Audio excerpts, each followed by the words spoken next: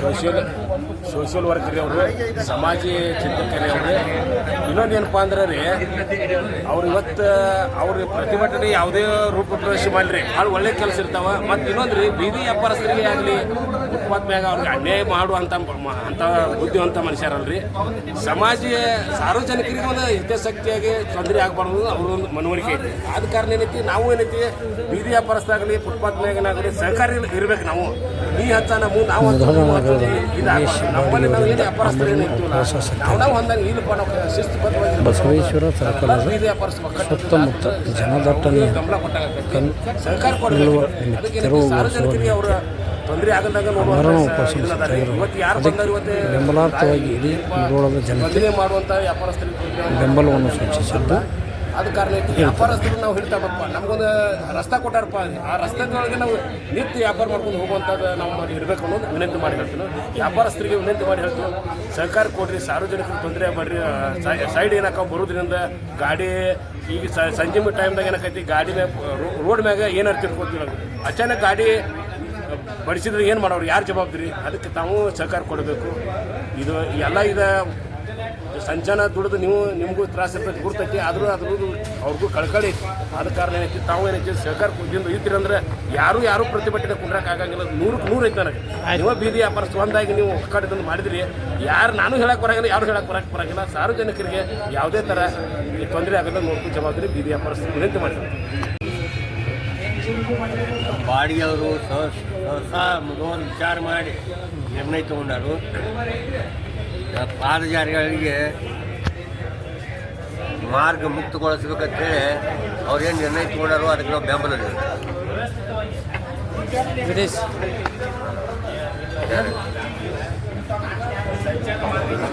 ಬಾಡಿಗೆ ಅವ್ರಿಗೆ ನಿರ್ಣಯ ತಗೊಂಡಾರ ಅದಕ್ಕೆಲ್ಲ ನಾವು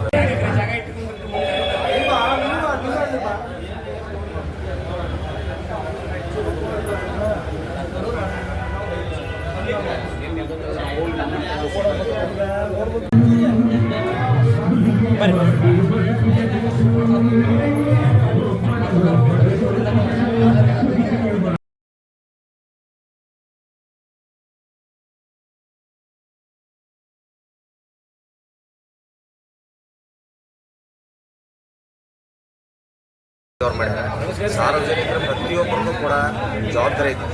ಸಾಮಾಜಿಕ ನ್ಯಾಯವನ್ನು ಕೊಡುವಂಥ ಕೆಲಸ ಪ್ರತಿಯೊಬ್ಬ ನಾಗರಿಕ ಜವಾಬ್ದಾರಿ ಐತಿ. ನಾಗರಿಕರು ಕೂಡ ಸೌಜನ್ಯದಿಂದ ನಡ್ಕೊಂಡು ಏನು ಅಡೆತಡೆಗಳದಾವ ಸೌಜನ್ಯದಿಂದ ಬೀದಿ ಬದಿ ವ್ಯಾಪಾರ ಮಾಡ್ತಕ್ಕಂಥವ್ರಿಗೆ ತೊಂದರೆ ಕೊಡೋದಕ್ಕೆ ಯಾವುದೇ ಆಗಬಾರ್ದು. ಆದರೆ ಅವರು ಕೂಡ ಬೀದಿ ಬದಿ ವ್ಯಾಪಾರ ಮಾಡುವಂಥ ವ್ಯಕ್ತಿಗಳು ಯಾರೇ ಆಗಿರ್ಬೋದು ಸಾರ್ವಜನಿಕರ ತೊಂದರೆ ಕೊಡೋದಾಗ ಅವರು ವ್ಯಾಪಾರವನ್ನು ತಮ್ಮ ಮಾಡಬೇಕಂತ ನಾನು ಕೇಳ್ಕೊತಾ ಇದ್ದೀನಿ.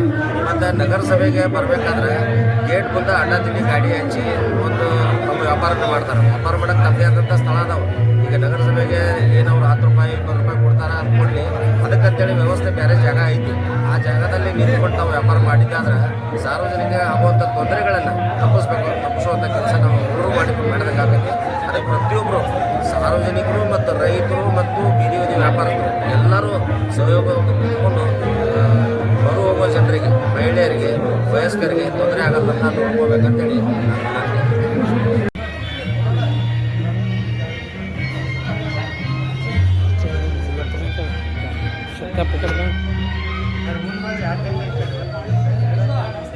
ಸ್ವಲ್ಪ ಹತ್ತಿ ಹಾಕೋತಲ್ಲ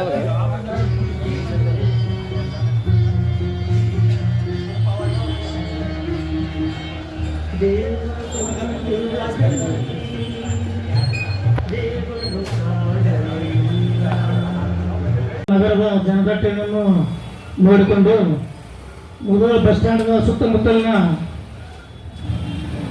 ಈ ವಾಹನಗಳ ಜನದಟ್ಟಣೆಯಿಂದ ಜನರಿಗೆ ಸಾಕಷ್ಟು ತೊಂದರೆ ಆಗ್ತಾ ಇದೆ. ಅದರಲ್ಲೂ ಕೂಡ ಈಗ ಫುಟ್ಪಾತ್ನಲ್ಲಿ ಓಡಾಡಬೇಕಂದ್ರೆ ಜನರಿಗೆ ಫುಟ್ಪಾತ್ಗಳೆಲ್ಲವೂ ಮುಚ್ಚಿ ಹೋಗಿವೆ. ಅಂಗಡಿಕಾರರಾಗಿರ್ಬೋದು, ಇನ್ನೊಂದು ಕೆಲವಷ್ಟು ಸಾಮಾನುಗಳಲ್ಲಿ ಅಳವಡಿಸಿರಬಹುದು. ಹೀಗಾಗಿ ಜನರಿಗೆ ಪಾದಚಾರಿಗಳಿಗೆ ಅಡ್ಡಾಡಲು ಬಹಳಷ್ಟು ತೊಂದರೆಯಾಗಿದೆ. ಆದ್ದರಿಂದ ಅವುಗಳನ್ನು ತೆರವುಗೊಳಿಸಬೇಕಂತ ಹೇಳಿ ನಮ್ಮ ಉಮೇಶ್ ಬಾಡಿಗೆ ಅವರು ಬಹಳಷ್ಟು ದಿವಸದಿಂದ ಇದಕ್ಕೆ ಸಂಬಂಧಪಟ್ಟಂತ ಈ ನಗರಸಭೆ ಅಧಿಕಾರಿಗಳಿಗೆ ಚರ್ಚೆ ಮಾಡಿದರೂ ಕೂಡ ಅದನ್ನು ತೆರವುಗೊಳಿಸಲು ಆಗಲಿಲ್ಲ. ಈಗಲೂ ಕೂಡ ಅದನ್ನು ತೆರವುಗೊಳಿಸದೇ ಇದ್ದರೆ ಮುಂದೆ ಆಗತಕ್ಕಂಥ ಆಕ್ಸಿಡೆಂಟ್ ಆಗಿರಲಿ ಮತ್ತೊಂದು ಅನಾಹುತ ಆಗಿರಲಿ ಅವುಗಳನ್ನೆಲ್ಲವೂ ತಪ್ಪಿಸೋದಕ್ಕೆ ಸಹಾಯ ಆಗುತ್ತದೆ ಅಂತ ಹೇಳಿ ಇದನ್ನು ತೆರವುಗೊಳಿಸುವವರೆಗೂ ನಾನು ಉಪವಾಸ ಸತ್ಯಾಗ್ರಹಕ್ಕೆ ದುಡಿಯುತ್ತೇನೆಂದು ಕೂತಿರ್ತಕ್ಕಂಥ ಉಮೇಶ್ ಬಾಡಿ ಅವರಿಗೆ ನಮ್ಮ ರಾಜ್ಯ ಕಲ್ಲು ಬೆಳೆಗಾರರ ಸಂಘದ ವತಿಯಿಂದ ನಾವು ಬೆಂಬಲವನ್ನು ಸೂಚಿಸಲು ಬಂದಿಲ್ಲ.